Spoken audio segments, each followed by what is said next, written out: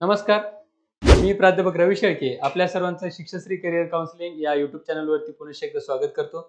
विद्यार्थी मित्रांनो, आपण पाहिलं असेल की मागच्या वेगवेगळ्या व्हिडिओजमधून ॲग्रीकल्चर अँड रिलेटेड स्ट्रीमसाठीच्या ॲडमिशन प्रोसेस संदर्भात आपण त्या ठिकाणी विशेष रूपाने प्रकाश टाकत आहोत. त्यामध्ये ॲग्रीकल्चर असू देत, फिजिओथेरपी, फार्मसी, नर्सिंग, इंजिनिअरिंग किंवा मेडिकलच्या प्रवेश प्रक्रियेसंदर्भात आपण वेगवेगळे व्हिडिओज त्या ठिकाणी पाहिले असतील. तर आपला अतिउदंड प्रतिसाद आम्हाला नम्रपणा नक्कीच प्राप्त करून देतो आणि पुन्हा एकदा नव्यानं आपल्या समोर व्यक्त होण्याची संधी उपलब्ध करून देतो. त्यासाठी आपल्या सर्व YouTube फॅमिलीचे मी पुन्हा एकदा धन्यवाद व्यक्त करतो. आणि आपला आजचा अत्यंत महत्त्वाचा विषय घेऊन आपण आज चर्चा करणार आहोत. तो विषय म्हणजे बहुतांशी विद्यार्थ्यांच्या आणि पालकांची एक महत्त्वपूर्ण एन्क्वायरी आमच्या समोर येत होती. बऱ्याचशा विद्यार्थ्यांचे कॉल्स होते की सर, ॲग्रीकल्चर असू देत, BSc नर्सिंग असू देत, फार्मसी किंवा वेगवेगळ्या डिपार्टमेंटसाठी किंवा पदवीसाठी आम्ही प्रवेश घेत आहोत. परंतु बहुधा विद्यार्थ्यांची ज्या अर्थानं आपण पाहिले की नीट परीक्षेमध्ये बरीचशी भांगडी उडाली आणि विद्यार्थ्यांना स्कोर आला नाही. तशाच पद्धतीने JEE विद्यार्थ्यांना सुद्धा काही विद्यार्थ्यांना स्कोर आला नाही. CET बऱ्याचशा विद्यार्थ्यांचा स्कोर आला नाही. मग अशा विद्यार्थ्यांनी काय करायचं, तर असे विद्यार्थी सेंट्रलाइज ॲडमिशन प्रोसेसमध्ये ॲडमिशन होत नाहीत म्हणून निराश होतात. मग अशा विद्यार्थ्यांसाठी गव्हर्नमेंटचा एक महत्त्वाचा आतला दरवाजा ज्याला आपण म्हणूयात किंवा मागचा दरवाजा म्हणूयात, तो असतो मॅनेजमेंट कोटा. आता मॅनेजमेंट कोटा म्हणजे काय, तर ॲडमिशन प्रोसेसमध्ये ज्या विद्यार्थ्यांना मॅनेजमेंट कोटा, ठीक आहे. ॲडमिशनमध्ये ज्या विद्यार्थ्यांना कॅप राउंडमधून ॲडमिशन मिळत नाहीत, असे विद्यार्थी मॅनेजमेंट कोटामधून ॲडमिशन घेतात. मग मॅनेजमेंट कोटा ॲडमिशन प्रोसेस प्रक्रिया कशी आहे, अशा पद्धतीची विचारणा विद्यार्थ्यांची किंवा पालकांची होत असते की सर, आमची ॲडमिशन मॅनेजमेंटमधून कशा पद्धतीने करता येईल. तर याच्यासाठी अत्यंत साधी आणि सोपी प्रक्रिया असते की बहुधा काय होतं की मॅनेजमेंट किंवा महाविद्यालयीन फेरी ज्याला आपण म्हणतो, महाविद्यालयास्तरीय प्रवेश फेरी, ही फक्त प्रायव्हेट कॉलेजेसला लागू होत असते. म्हणजे काय, तर शासकीय निमशासकीय कॉलेजेसला ही मॅनेजमेंट कोटा फेरी किंवा महाविद्यालयीन फेरी राबवण्यात येत नाही.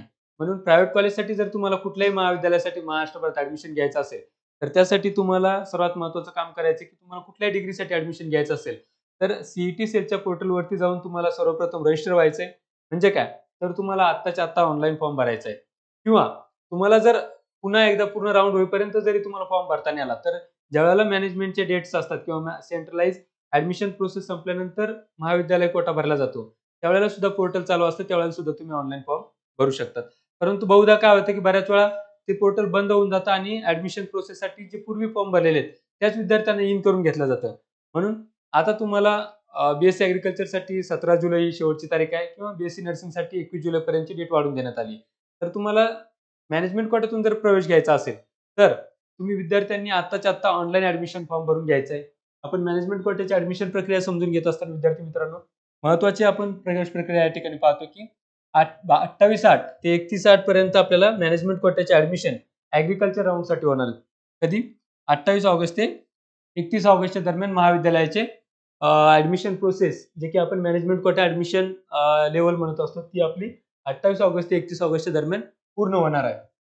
त्यानंतर या ठिकाणी ते म्हणतात की कॅटेगरी वाईज जे काही विद्यार्थ्यांना ॲडमिशन प्रोसेसमध्ये ॲडमिशन मिळालेले आहेत, ते विद्यार्थी सोडून ज्या विद्यार्थी नॉट ॲडमिटेड आहेत, म्हणजे त्याचा अर्थ असा की एखाद्या विद्यार्थ्याने जर ॲडमिट झालाय, तो फ्रीज झालाय, तर अशा विद्यार्थ्याला वाटतं की नाही मला कॉलेज बदलायचं, मग मी ते मॅनेजमेंट कोट्यातून सुद्धा दुसरीकडे जाऊ शकतो का, तर नाही. तुम्हाला अगोदरच्या कॉलेजचं ॲडमिशन कॅन्सल करायला लागेल आणि नंतरच नवीन कॉलेजसाठी तुम्ही ॲडमिशन घेऊ शकतात. ही अत्यंत महत्त्वाची बाब आहे. त्यानंतर त्यांची अशी महत्त्वाची अट आहे की जे विद्यार्थी राज्यस्तरीय किंवा विद्यापीठस्तरीय गुणवत्ता यादीत समाविष्ट असलेले आणि चालू शैक्षणिक वर्षाच्या थेट द्वितीय वर्षातील विद्यार्थी किंवा पदवी प्रवेश प्रक्रियेमध्ये समाविष्ट नसले किंवा नॉट ॲडमिटेड विद्यार्थी या स्पॉट राउंडमध्ये सुद्धा जे विद्यार्थी एलिजिबल झालेत परंतु त्यांना कॉलेज मिळालं नाही, असे विद्यार्थी मॅनेजमेंट कोट्यासाठी पात्र असतात. त्यानंतर पुढे काय करायचं असतं की मॅनेजमेंट कोट्यामध्ये तुम्हाला ज्या ज्या महाविद्यालयामध्ये प्रायव्हेट कॉलेजला ॲडमिशन घ्यायचं, अशा विद्यार्थ्यांनी मॅनेजमेंट कोट्यामध्ये ॲडमिशन घेत असताना ज्या महाविद्यालयात तुम्हाला ॲडमिशन घ्यायचे त्या महाविद्यालयाचे मॅनेजमेंट कोट्याचे सीट किती खाली आहेत हे तुम्ही बघून घ्यायचे आणि तुम्हाला काय करायचं की त्या कुठल्या महाविद्यालयामध्ये ॲडमिशन घ्यायचंय त्या महाविद्यालयाकडे तुम्हाला अर्ज करायचा आहे, जो की 28 ऑगस्ट ते 31 ऑगस्ट या दरम्यान तुम्हाला सकाळी 9 ते 11 वाजेपर्यंत सर्व कागदपत्र व्यवस्थितरित्या तुम्हाला अपलोड करायची आहेत आणि अपलोड केलेले डॉक्युमेंट्स घेऊन तुम्हाला त्या महाविद्यालयामध्ये जाऊन रिपोर्टिंग करायची आहे. या 3 ते 4 दिवसामध्ये तुम्हाला ॲडमिशन 100% मिळून जातात. मग त्यामध्ये सेम जसं CET पोर्टलवरती तुमचे त्या ठिकाणी मेरिट बेस पर्सेंटाईलनुसार लावले जातात. आता महाराष्ट्रामध्ये सर्वात टॉपवरती बारामती ॲग्रीकल्चरचे कॉलेज आहे, त्या ठिकाणी ज्या काही जवळपास 30 सीट मॅनेजमेंट कोट्यामधून आहेत त्या कोट्यासाठी विद्यार्थ्यांची मेरिट लावल्या जाते. आणि शासकीय नियम सुद्धा तसंच आहे की एमसीआर सांगते की प्रत्येक विद्यार्थ्याची त्या ठिकाणी तुम्ही मेरिट जनरेट करा.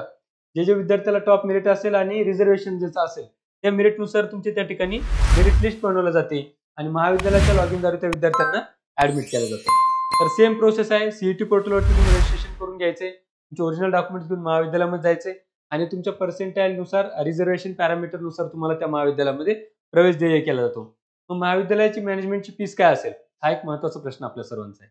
तर विद्यार्थी मित्रांनो, एमसीआर पोर्टल सांगते किंवा सीईटी सेलचे गाईडलाईन सांगतात की महाविद्यालयाची जी एकूण एफआरएन ठरवून दिलेली शुल्क म्हणजे फीस रेग्युलेटिंग अथॉरिटी ज्याला आपण म्हणतो, त्यांनी ठरवून दिलेल्या फीसच्या 3 पट जास्तीची फीस महाविद्यालय घेऊ शकतं. बाकीची बार्गेनिंग तुमची किंवा त्या लेवलनुसार तुमचे ऍडमिशन होतात. तर अशा पद्धतीने तुम्हाला मॅनेजमेंटच्या सीट त्या ठिकाणी भरल्या जातात. मग पुढे जाऊन तुम्हाला ज्या जागा भरल्या गेलेल्या आहेत त्यापैकी ज्या रिक्त जागा आहेत, मग कॅप राऊंड मधून ज्या जागा रिक्त जागा आहेत त्या मॅनेजमेंट मधून भरल्या जातात का? तर कदापि नाही. कारण बरेचसे विद्यार्थी पाहतात की सर त्या कॉलेजला एकूण सीट 80 सीट आहेत आणि किंवा 120 सीट आहेत. 120 पैकी तर त्या ठिकाणी 50च भरल्या आहेत किंवा 80 भरलेल्या आहेत. अजून तर 40 जागा खाली आहेत आणि ते आम्हाला ऍडमिशन देत नाहीत. परंतु विद्यार्थी मित्रांनो, एक गोष्ट प्रामुख्याने लक्षात घ्या. मॅनेजमेंट कोट्याच्या जागा असतात 120. जर तुमच्या कॉलेजची सीट असेल, 120 इंटेक जर असेल तर त्या ठिकाणी 24 जागा या मॅनेजमेंटसाठी असतात. आता बहुधा बऱ्याचशा ऍग्रिकल्चर कॉलेजेसनी किंवा ऍग्रिकल्चर रिलेटेड स्ट्रीमच्या कॉलेजेसनी मॅनेजमेंट कोटा सरेंडर करून टाकल्यात. म्हणजे काय, तर पूर्णला पूर्ण 120 ची बॅच असू देत, 60 ची बॅच असू देत किंवा 180 ची बॅच असू देत, या सर्वच्या सर्व जागा त्या कॅप राऊंड मधून भरल्या जातात. परंतु बऱ्याचशा विद्यार्थ्यांना असा प्रश्न पडतो की सर आम्ही ऍडमिशन प्रोसेसमध्ये भाग घेतल्यानंतर आम्हाला असं पोर्टलवरती दिसते काय महाविद्यालयामध्ये 25 जागा खाली आहेत, काय महाविद्यालयामध्ये 30 जागा खाली आहेत, काय महाविद्यालयामध्ये 35 जागा खाली आहेत. परंतु विद्यार्थी मित्रांनो, ज्या काही मॅनेजमेंट कोट्याच्या जागा आहेत, मॅनेजमेंट कोट्याच्या त्या जागा भरण्याचे अधिकार त्या कॉलेजेसला असतात. मग त्या जागा 4 असू शकतात, 6 असू शकतात, 12 असू शकतात किंवा 24 असू शकतात किंवा 30 असू शकतात. हायेस्ट ऍग्रिकल्चरमध्ये मॅनेजमेंटच्या जागा आहेत 30 जागा, बरोबर आहे. या 30 जागा आपल्या त्या महाविद्यालयीन कोट्यातून भरल्या जातात. त्यानंतर पुढे काय, तुम्हाला पुढची प्रोसेस काय करायची की तुमचे सर्वचे सर्व डॉक्युमेंट्स जे काही सीईटी सेलवरती तुम्ही अपलोड केलेत ते सर्व डॉक्युमेंट्स तुम्हाला त्या ठिकाणी ऑफलाईन पद्धतीने सादर करायचे. ते डॉक्युमेंट सगळे व्हेरीफाय होतील.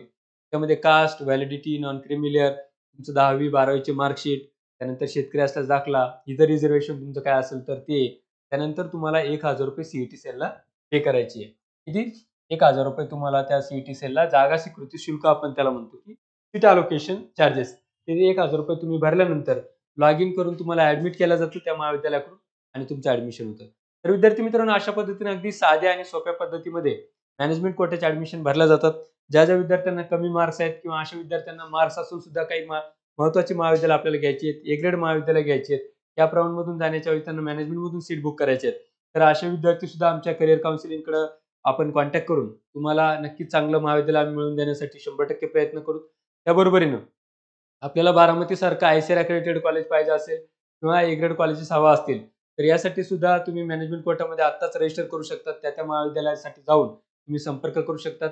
आपले डॉक्युमेंट्स ऑनलाईन पद्धतीने अपलोड करून सीईटी पोर्टलवरती तुम्ही रजिस्टर करा, डॉक्युमेंट्स व्हेरिफिकेशन करा आणि महत्त्वाची तारीख लक्षात ठेवा, ज्या विद्यार्थ्यांना 3ही राऊंड मधून प्रवेश मिळणार नाही त्या विद्यार्थ्यांना 28 ऑगस्ट ते 31 ऑगस्ट दरम्यान त्या महाविद्यालयामध्ये जाऊन रिपोर्टिंग करायचे आणि आपलं ऍडमिशन कन्फर्म करायचं आहे. बहुधा महाराष्ट्रातल्या ऍग्रिकल्चर रिलेटेड सर्वच कॉलेजेसनी 90% कॉलेजेसनी मॅनेजमेंट कोटा सरेंडर केलेला आहे. परंतु तरी सुद्धा काही अशी महत्त्वपूर्ण कॉलेजेस आहेत जे की ए ग्रेड कॉलेजेस आहेत किंवा टॉपची ए ग्रेड कॉलेजेस आहेत, अशा कॉलेजेसमध्ये मॅनेजमेंट कोटा खाली आहे. तशा महाविद्यालयामध्ये तुम्हाला प्रवेश घ्यायचा असेल, त्याची प्रणाली आपल्याला समजून घ्यायची असेल तर तुम्ही शिक्षाश्री करिअर काउन्सिलिंगचा आपला हेल्पलाईन नंबर किंवा माझा नंबर सुद्धा त्या ठिकाणी पर्सनली दिलेला आहे. तुम्ही नक्कीच संपर्क करून आपला प्रवेश निश्चित करू शकतात.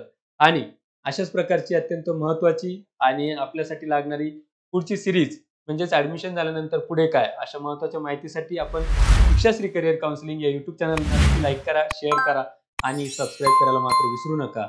जास्त थांबतो. धन्यवाद.